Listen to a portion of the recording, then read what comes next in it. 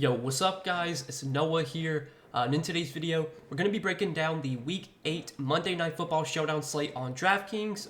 For this Week 8, Monday night, we got a game between the Raiders and the Lions. And for this video, guys, we're going to go top to bottom, and we're going to talk about this Showdown slate, work through the player pool, hit on all the playable options, all the guys that I do have interest in on this slate. Now, as always, before we get started with the breakdown, if you guys do enjoy these DFS videos, and if they do help you out, as always, guys, please hit that like button down below. I do appreciate the likes. Make sure to hit that subscribe button if you have not yet.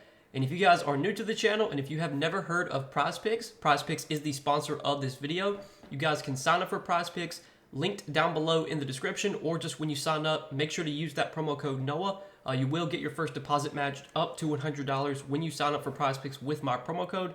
And if you have never heard of PrizePicks, they are a player prop site, more focused on picking more or less on player projections. And as you can see some of the props they have posted. I'm making this video on Sunday afternoon, so they have stuff up for Sunday Night Football. They also have props up for Monday night, and you can see what's on the board, all the props they have, all the different categories they offer.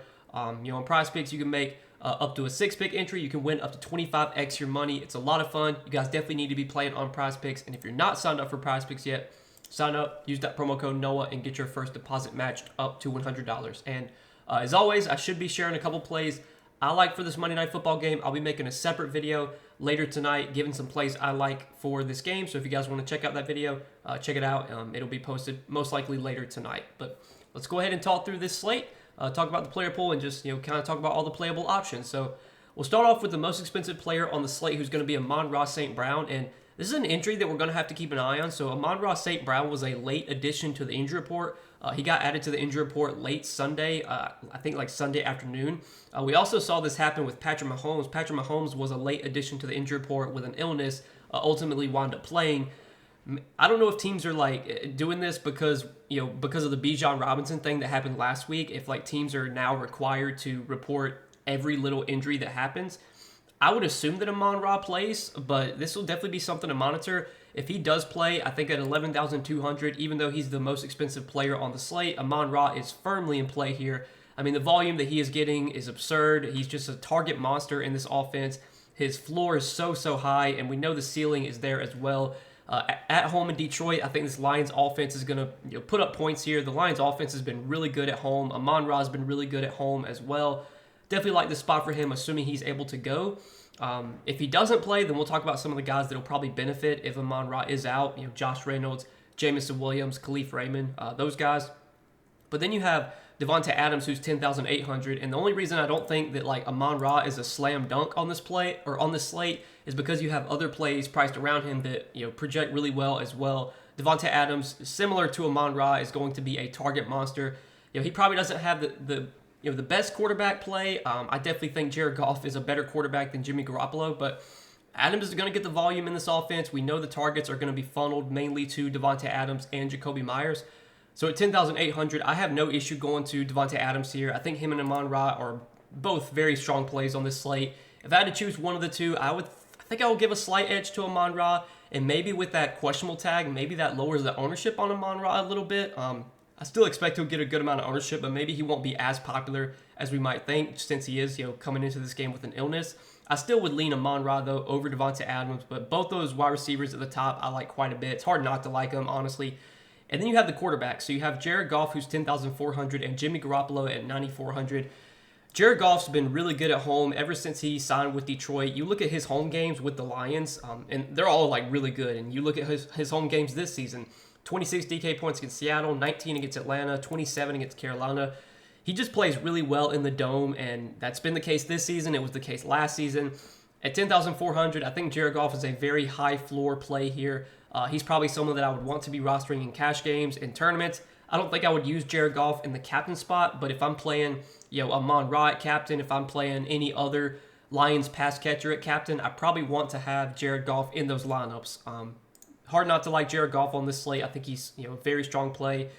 Jimmy Garoppolo, though, I'm not as excited about. We haven't seen much of a ceiling on Jimmy Garoppolo this year, and we've seen the Raiders receivers be able to have really good games without Jimmy Garoppolo having a really good game. So I'm okay not going to Jimmy Garoppolo on this slate. I still think he's in play, but at 9,400, there's just other guys I'd rather get up to. Like, I would rather play Amon-Ra. I'd rather play Devontae Adams. I'd rather play Jared Goff. I'd rather save salary and play Jahmyr Gibbs, Josh Jacobs, who we're going to talk about. So where Jimmy Garoppolo is priced at, I'm not super interested in him on this slate. I still think he's viable. He is a starting quarterback. He's going to throw the ball 30-plus times most likely. This is a game where this is a game where the Raiders are probably going to be playing from behind. It's a good game environment. It's indoors. So, there's a lot of boxes that are checked here for Jimmy Garoppolo. I just think when you look at this slate as a whole, at his price tag, he is not someone that I'm going out of my way to play. I think the only lineups I would force Jimmy Garoppolo into are lineups where I maybe have a Raiders pass catcher at captain. But even then, like I said, we've seen Devontae Adams and Jacoby Myers be able to put up 20, 25 DraftKings points without Jimmy Garoppolo doing the same. So Jimmy Garoppolo on this slate is not someone that I'm really dying to roster. Now, the other guys priced below him I do like quite a bit. So we have Jahmyr Gibbs, Josh Jacobs, both running backs in this game I like a ton. Jahmyr Gibbs, we saw last week without David Montgomery, was a true bell cow running back. He got 11 carries for 68 yards, 10 targets, 9 catches for 58 yards. That was obviously a weird game script against the Ravens. The Lions were playing from behind that entire game. They only scored 6 points as a team, and Jahmyr Gibbs still put up 27 DraftKings points. You look at the snaps last week, he played 87% of the snaps. Even though they were trailing, Jahmyr Gibbs was still out there catching passes. His role is going to be great without David Montgomery. He's going to get all the work most likely. At 8,600, I think he's way too cheap here for a running back that probably projects for 12, 13, 14 carries and 5, 6 targets. Yeah, sign me up for Jahmyr Gibbs at 8,600. Like him a ton. And then Josh Jacobs at 8,400, I like a ton as well. I don't think the matchup's that great for Josh Jacobs. This Detroit defense has been pretty good this season. I think they've been pretty good against the run as well.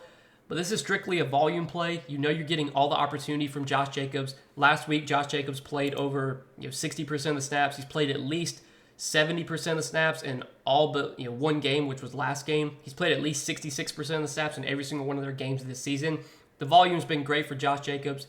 At 8,400, he's too cheap for a running back that probably projects for almost 20 touches. He's going to get pass game usage. He just, he checks all the boxes here. The only thing that maybe isn't working in Josh Jacobs' favor is the matchup, but sometimes you just have to, weight volume more than matchup, and volume is definitely going to be there for Josh Jacobs. Now, between the two running backs in this game, I do prefer going to Jahmyr Gibbs, but I like both running backs quite a bit. Now, some of these other pass catchers we can look to, Jacoby Myers, 8,200, very similar to Devontae Adams, just been getting so much volume in this Raiders offense. He's actually, I'm pretty sure he's actually out-targeted Devontae Adams the last few games.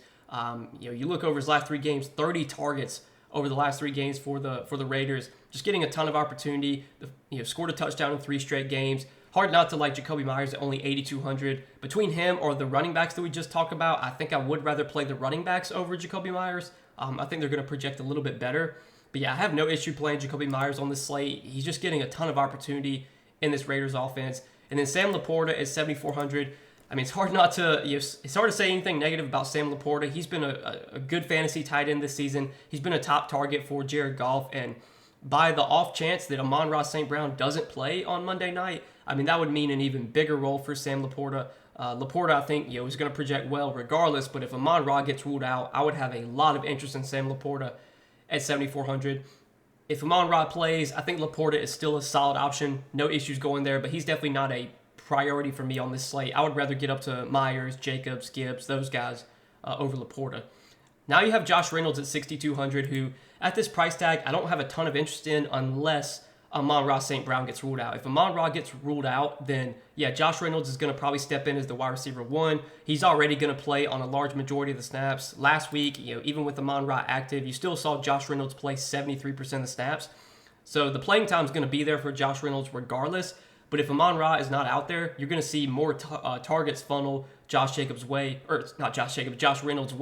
So at 6,200, if Amon-Ra sits, I like Josh Reynolds quite a bit. If Amon-Ra plays, I don't have as much interest in Josh Reynolds. And then if we're looking for value on this slate, you got Jameson Williams at 5,200, who kind of similar situation.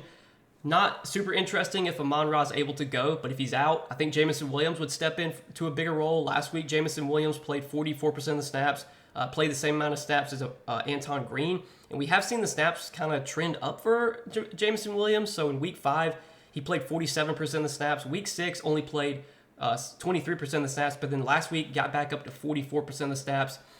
In terms of playing time, I think he's kind of their wide receiver 3. They're gonna rotate like Khalif Raymond, Anton Green, Jamison Williams, but I think Williams of that trio is the guy that has like the most upside. I mean, last week he did get 6 targets. He just wasn't able to catch any of those targets.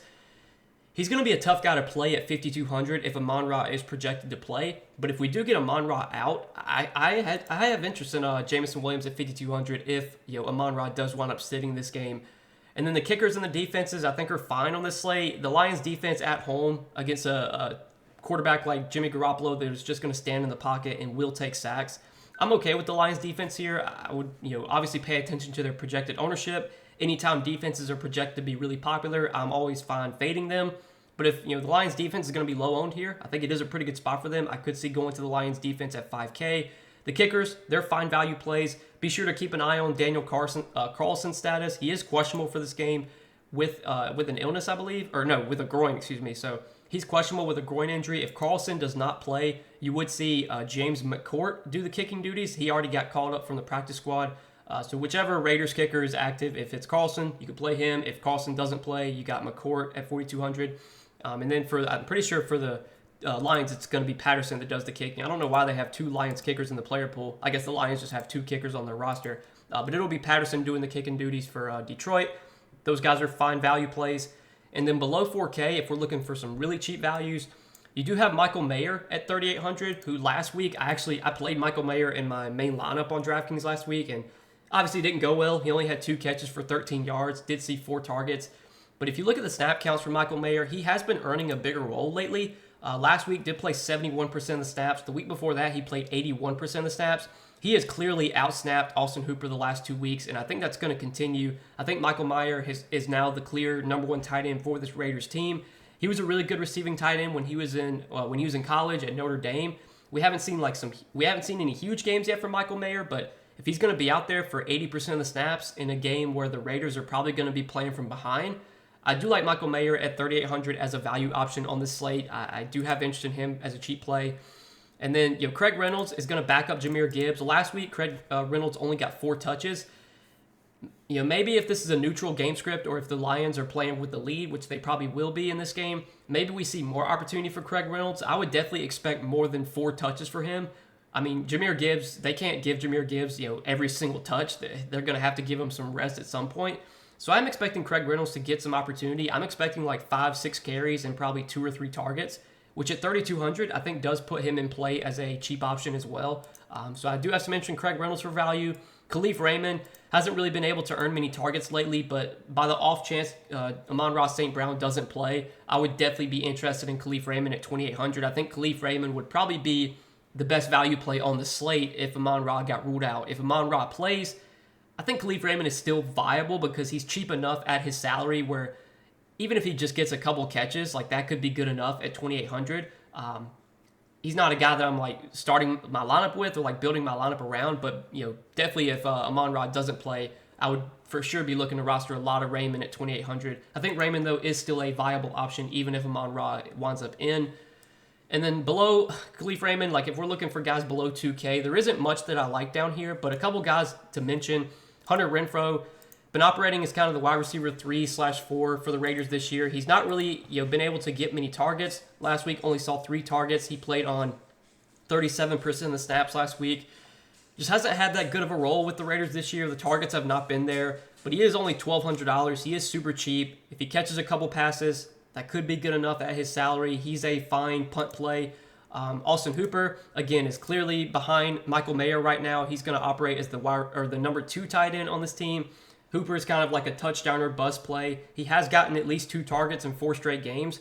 If one of those targets winds up being in the end zone and he catches a touchdown, then obviously he's going to be a good play at his salary, but you're kind of just hoping for a touchdown if you roster Hooper at this price tag. And then Trey Tucker has been getting snaps as the wide receiver 3/4 for the Raiders. Last week, Trey Tucker actually played the 3rd most snaps of all the wide receivers. He played 32 snaps, 49% of the snaps last week for Trey Tucker. He did outsnap Hunter Renfrow.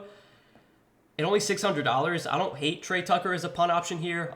He's probably only going to project to see like 2 or 3 targets, but He does have some big play upside. We did see him catch a 48-yard pass in that game against New England.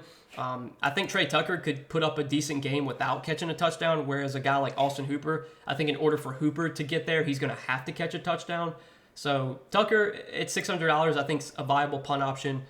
That's really it, though. I don't think there's any $200 plays I'm super interested in. So that'll do it, guys, for this Monday Night Football Showdown slate. Hopefully, I broke everything down. I think we talked about pretty much all the playable options. I don't think we missed anybody. So hopefully this video helped you guys. As always, appreciate you watching. Make sure you guys hit that like button if you enjoyed. Hit that subscribe button if you have not yet. And be sure to go check out Prize Picks as well, guys. Sign up for Prize Picks. Use that promo code NOAH. When you do sign up, you will get your first deposit matched up to $100 when you sign up for Prize Picks with my promo code. But good luck tonight, guys. Thanks for watching the video, as always. Hopefully, we get a good Monday night game tonight. I'm excited to watch this one. But yeah, hopefully we see a good game tonight. Appreciate you guys watching. We'll see you in the next video. Peace.